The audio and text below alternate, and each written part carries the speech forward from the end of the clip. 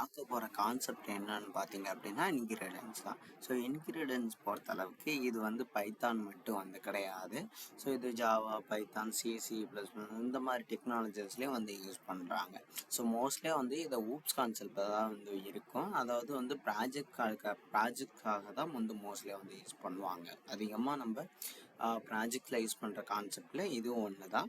So இதில் வந்து என்னென்ன டைப் இருக்குது அப்படிங்கிறத நம்ம வந்து பார்க்க போகிறோம். ஸோ இதில் வந்து single ingredients, multi level ingredients, hierarchical and multiples அந்த மாதிரி வந்து இருக்குது. இப்போ ஃபார் எக்ஸாம்பிள் நம்ம சிங்கிள் இன்கிரீடியன்ஸை எடுத்துக்கிறோம் அப்படின்னா நம்ம அப்பாட்டேருந்து நம்ம வந்து ஏதாச்சும் ஒரு பொருளை வாங்குகிறோம் அப்படிங்கிறது தான் சிங்கிள் இன்கிரீடியன்ஸ்.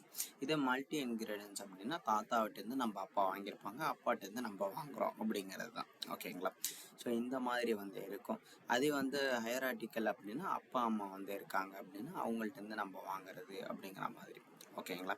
ஸோ இதுவே வந்து மல்டிபிள் அப்படிங்கும்போது அப்பா அம்மாட்டேருந்து நம்ம வாங்குறது வந்து ஹையரார்டிக்கல் அப்படின்னு வச்சுக்கோங்களேன். இப்போ ஃபார் எக்ஸாம்பிளுக்கு வந்து சொல்கிறேன்.